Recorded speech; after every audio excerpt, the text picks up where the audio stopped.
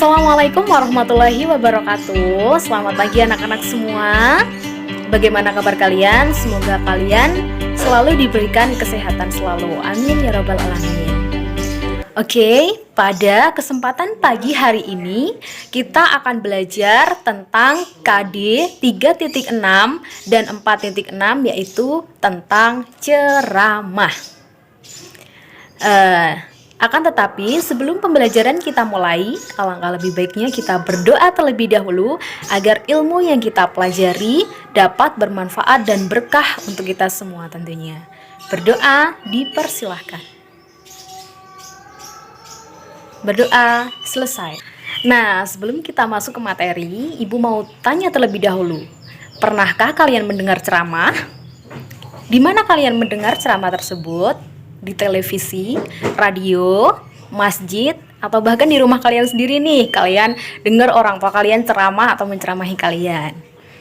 Nah, oke, sebelum kita belajar lebih dalam lagi tentang ceramah, kita ketahui terlebih dahulu apa itu pengertian ceramah. Nah, baik anak-anak, jadi secara umum ceramah, khutbah, dan sambutan merupakan bagian dari pidato.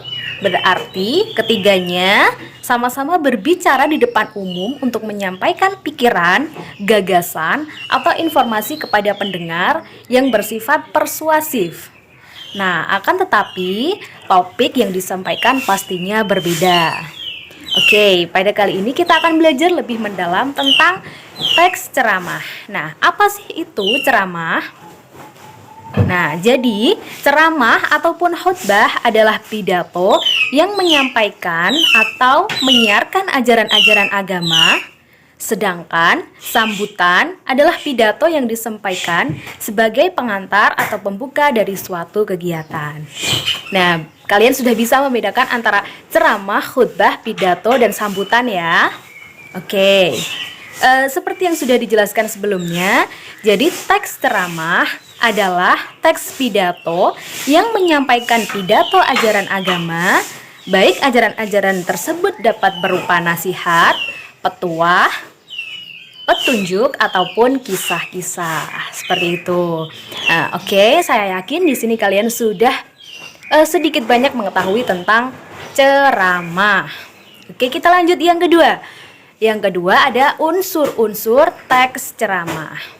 Nah, yang pertama ada penceramah. Dalam berceramah tentunya pasti ada seseorang yang berceramah kan. Nah, orang yang berceramah tersebut dinamakan penceramah. Penceramah adalah orang yang melakukan kegiatan ceramah untuk menjadi pembicara. Seseorang harus memiliki ilmu yang mumpuni terhadap materi yang diberikan kepada pendengar. Jadi kita biasanya mendengarkan ceramah dari Pak Kiai, yaitu orang yang memberikan ceramah tentunya sudah faham sedikit banyak atau bahkan sudah sangat faham tentang agama ataupun isi dari ceramah yang beliau sampaikan. Seperti itu kan? Oke. Kemudian unsur yang kedua ada pendengar. Nah, dalam sebuah ceramah tentunya tidak mungkin orang akan melakukan ceramah apabila tidak ada yang mendengarkan, kecuali saat latihan ya. Oke, jadi pendengar merupakan penerima nasihat-nasihat dari penceramah. Nah, dalam hal ini pendengar bisa siapa saja, tidak terbatas dari status, sosial, umur, jenis, dan lain sebagainya. Jadi kalian sudah paham ya. Kemudian ada unsur yang ketiga, yaitu adalah materi. Nah, materi dalam teks ceramah berasal dari ajaran-ajaran agama. Akan tetapi, ceramah yang bagus adalah ceramah yang mampu membuat pendengar tergugah dan terdorong untuk melakukan nasihat-nasihat yang disampaikan oleh penceramah. Selain itu, hendaknya disusun secara sistematis sehingga materi yang disampaikan dapat diterima dengan baik oleh pendengar. Seperti itu. Kemudian unsur ceramah yang keempat ada metode ceramah. Nah, metode ceramah terbagi menjadi beberapa bagian ya anak-anak. Yang pertama adalah metode impromptu. yakni metode ceramah tanpa persiapan.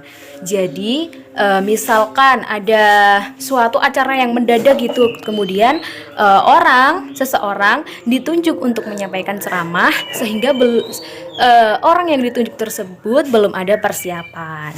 Nah, kemudian yang kedua ada metode menghafal, yakni dilakukan dengan persiapan kemudian dihafalkan.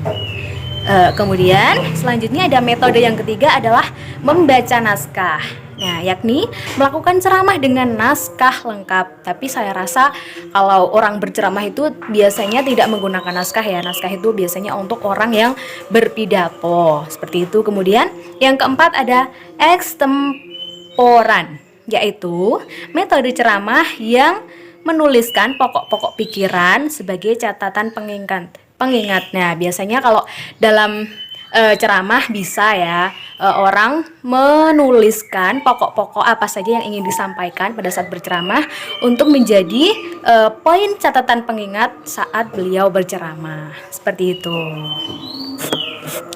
Oke, next lanjut.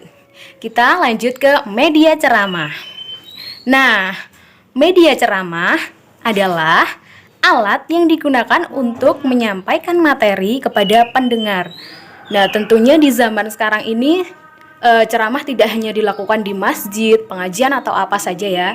Di zaman yang sudah modern ini, orang dapat menyampaikan ceramahnya bisa melalui televisi, bisa melalui radio ataupun membuat konten-konten YouTube seperti itu.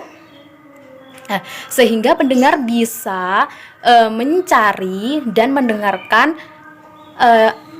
ceramah yang disampaikan kapanpun dan dimanapun. Nah, oke anak-anak, setelah kita tadi belajar banyak tentang unsur-unsur ceramah, sekarang kita lanjut ke struktur teks ceramah. Oke, siapa di sini yang sudah tahu apa saja struktur teks ceramah? Ibu rasa kalian sudah cukup tahu ya tentang struktur teks ceramah. Yang pertama ada pendahuluan.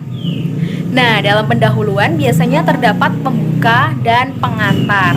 Apa sih itu pembuka?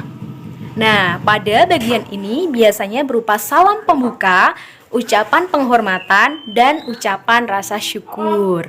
Kemudian, yang kedua ada pengantar. Nah, pada bagian ini adalah paragraf pengantar yang mengarah pada topik. Biasanya pengantar berasal dari informasi ataupun berita faktual yang masih terkait dengan topik berceramah. Seperti itu ya. Kemudian yang kedua ada isi ceramah.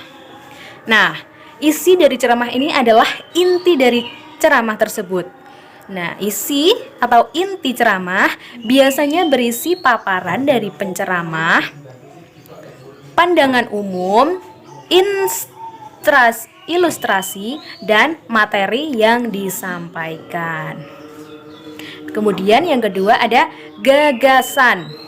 Nah, pada bagian gagasan dalam teks ceramah biasanya berisi ide besar yang ingin disampaikan kepada pendengar. Ceramah yang baik biasanya berisi suatu gagasan besar yang kemudian dikembangkan dalam subtopik oleh seorang penceramah. Oke, next yang terakhir ada penutup. Nah, dalam penutup biasanya berisi simpulan, ada ucapan permintaan maaf dan salam penutup. Nah, isi dari simpulan biasanya ulasan-ulasan sedikit dari banyaknya materi yang sudah disampaikan di awal, kemudian disimpulkan pada bagian penutup. Kemudian yang kedua, ucapan permintaan maaf. Nah, ucapan permintaan maaf apabila selama berceramah terdapat salah-salah kata atau tingkah laku yang kurang baik, biasanya seorang penceramah akan menyampaikan permohonan maaf mereka pada bagian penutup dan kemudian disusul dengan salam penutup. Oke, saya rasa setelah kita belajar pada pagi hari ini, kalian dapat membuat teks ceramah, kemudian menyampaikan isi ceramah kalian di depan teman-teman kalian. Nah, baik anak-anak, demikian materi yang dapat Ibu sampaikan pada pagi hari ini. Semoga bermanfaat untuk kita semua.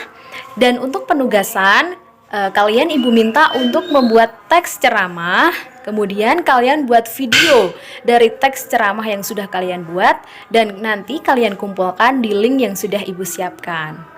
Demikian yang dapat Ibu sampaikan. Apabila ada kekurangan, Ibu mohon maaf yang sebesar-besarnya.